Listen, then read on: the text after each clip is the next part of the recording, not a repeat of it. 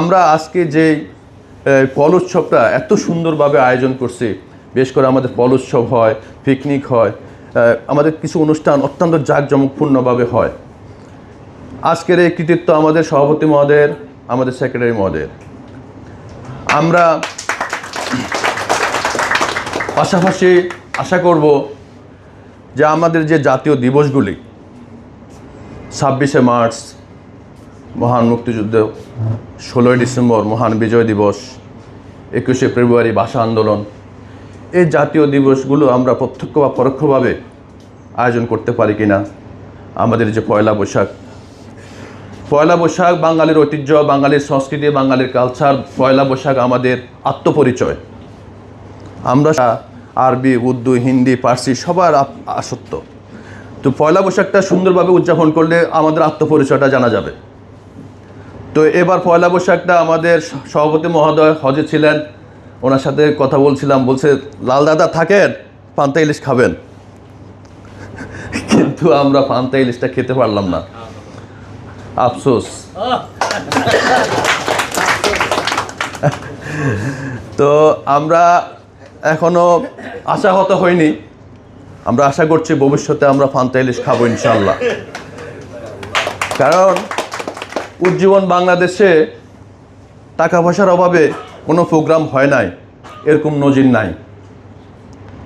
কারণ আমরা এমন একজন সভাপতি নির্বাচিত করেছি, এমন একজন বটবৃক্ষ আমাদের আছে যে কোনো কিছুর অভাব নাই। দেখেন, আমরা যে আজকে এই অনুষ্ঠান করছি, এই যে একটা এত সুন্দর পরিবেশে, মাশাআল্লাহ, এটা আমাদের সভাপতির অবদান না? হ্যাঁ। তো এরকম কয়টা সংগঠনে কয়জন সভাপতি আছে? সুতরাং আমরা ভবিষ্যতে প্রত্যেকটা অনুষ্ঠান অত্যন্ত জাঁকজমকপূর্ণভাবে করবো ইনশাল্লাহ, এতে কোনো সন্দেহের অবকাশ নাই। আর আমি বলবো যে পোশাকের কথা তো সবাই বলেছেন। হ্যাঁ, পোশাকটা 2 বছর হয়ে গেছে, আমাদের পোশাকটা দরকার। হ্যাঁ, পোশাকটা খুব হয়ে গেছে, দেখতে খারাপ লাগে।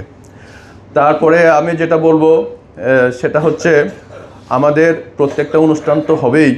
আর ব্যায়ামের ব্যাপারে আমি একটু কাইন্ডলি আমি বিনীতভাবে বলবো যে আমাদের সংগঠনে যে ব্যায়াম হয়, আমাদের চিফ কোচ মহোদয় অত্যন্ত দক্ষতার সহিত ব্যায়াম পরিচালনা করেন।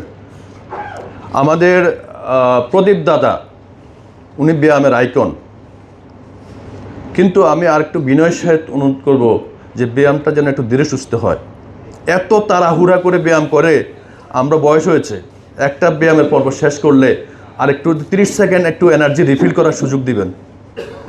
একটার পর একটা হইতেই থাকে। মনে হয় প্রদীপ দাদার খুব জরুরি কাজ আছে। তো এই ব্যায়ামটা আমরা একটু ধীরে সুস্থে করা যায় কিনা, আমাদের ডক্টর কবির আহমেদ ভাই খুব সুন্দরভাবে ধীরে সুস্থে করায়। তো আমরা এই বিষয়গুলো একটু নজরে রাখবো।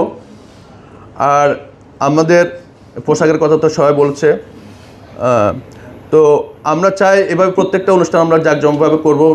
এখানে আমাদের সভাপতি সাহেব বক্তব্য সংক্ষিপ্ত করার জন্য আমাদেরকে একটু নোটিশ দিয়েছে, তো বেশি দীর্ঘায়িত করব না। আর সামনে আমাদের এজিএমের একটা সিদ্ধান্ত হবে নির্বাচন প্রসঙ্গে।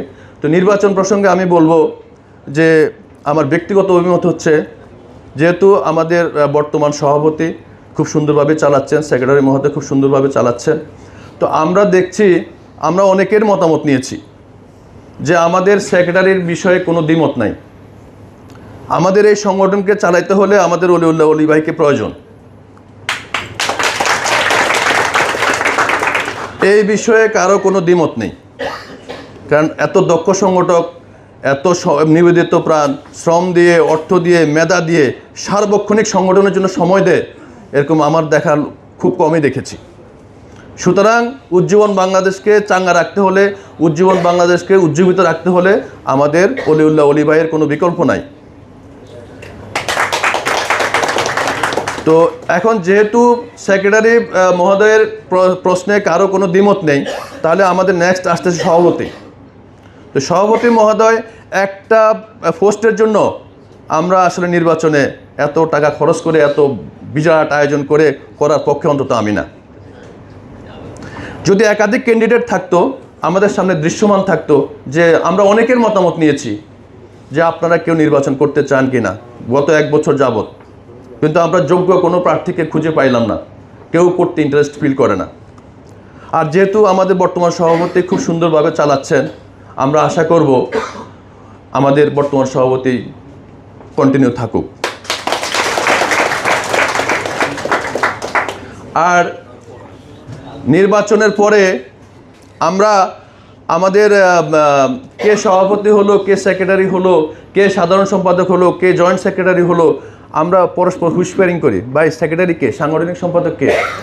তো আমরা এই জিনিসটা যেন না হয়, আমাদের সভাপতি মহোদয়ের দৃষ্টি আকর্ষণ করছি, এবার কমিটি নির্বাচিত হওয়ার পরে আপনি একটা অভিষেক অনুষ্ঠান দিবেন, পরিচিতি সভা।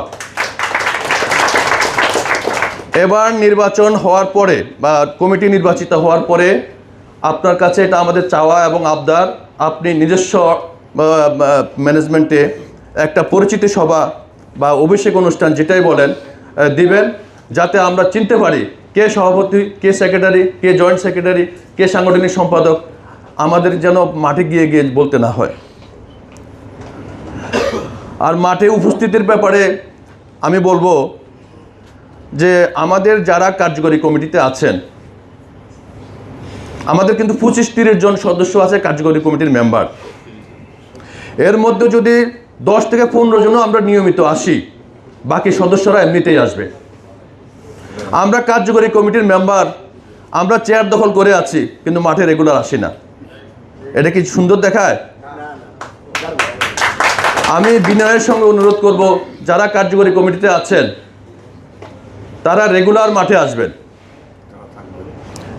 তারা যদি মাঠে আসেন, আমি প্রতিদিন বলবো না, মাসে একবার আসেন, 15 দিনে একবার আসেন, বাকি সদস্যরা উৎসাহ বোধ করে।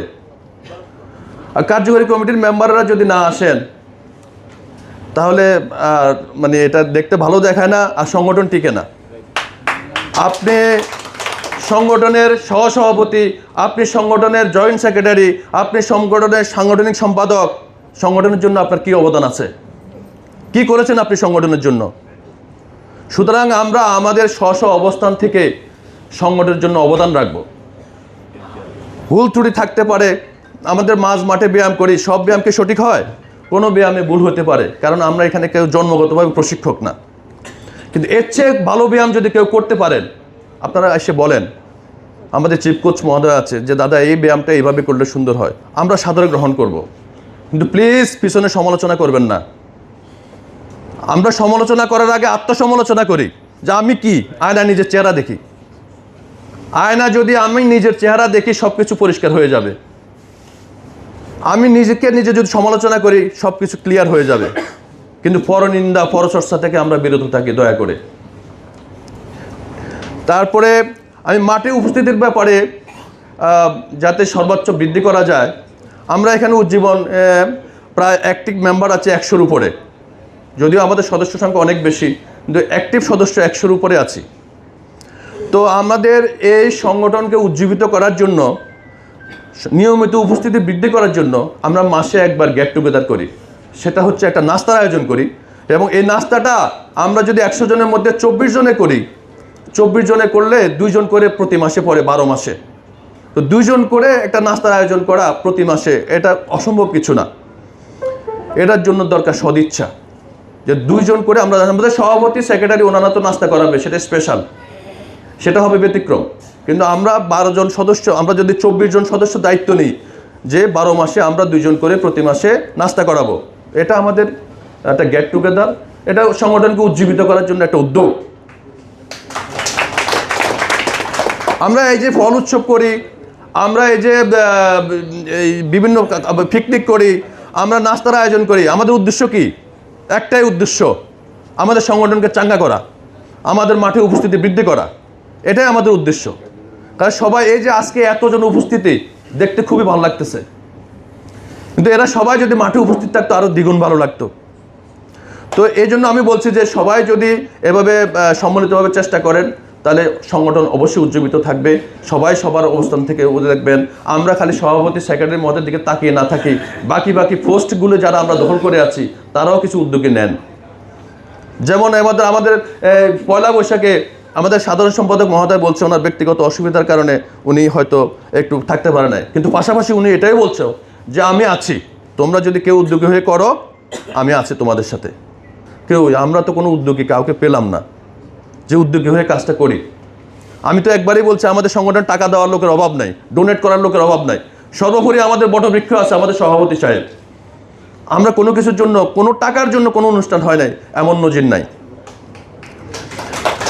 তো তারপরে আমাদের সংগঠনে উপস্থিতি বৃদ্ধির জন্য আমরা গত এজিএমে বলেছি, আমরা যে গত এজিএমে যে প্রস্তাবগুলো রেখেছি আমাদের সেক্রেটারি মহোদয়, সভাপতি মহোদয় ম্যাক্সিমামই পাশ করিয়েছেন, আমাদের কথা রেখেছেন। আমাদের এখন কিন্তু প্রতি মাসে একটা স্বাস্থ্যসেবা হয়, এটা কিন্তু থেকে থাকছে না। তো আমরা সুস্থ থাকার জন্য দৈহিক ব্যায়াম করি। আমাদের গত ইজমে বলছে আমাদের মানসিক ব্যায়ামটাও প্রয়োজন। চিত্ত বিনোদন ছাড়া মানসিক ব্যায়াম হয় না। তো মানসিক ব্যায়ামের জন্য, মানসিক চিত্ত বিনোদনের জন্য আমরা বলছি প্রতি শুক্রবার অথবা মাসে একবার ব্যায়াম শেষে আমাদের এনায়েত ভাই আছে, এনায়েত ভাই আমাদেরকে কিছু গান বাজনা শোনাবেন, কিছু হাসি ঠাট্টা আড্ডার আয়োজন হবে সেটা ব্যায়ামের শেষে। কারণ আমরা সবাই শারীরিক স্বাস্থ্য নিয়ে ব্যস্ত, কিন্তু পৃথিবীতে সবচেয়ে বেশি আক্রান্ত হচ্ছে মানসিক স্বাস্থ্য। মানসিক স্বাস্থ্য রোগীর সংখ্যা খুবই বেশি। তো মানসিক স্বাস্থ্যের দিকে আমরা একটু নজর দেব। আমাদের হাসি গান আড্ডা এগুলো থাকবে ব্যায়াম শেষে, সপ্তাহে একবার হোক মাসে একবার হোক। এই ব্যাপারে আমি সভাপতি মহোদয়ের দৃষ্টি আকর্ষণ করছি। তো সবাইকে ধন্যবাদ জানিয়ে, যেহেতু সময় কম, সবাইকে ধন্যবাদ জানিয়ে আমি আমার বক্তব্য শেষ করছি। খুদা হাফেজ। ধন্যবাদ।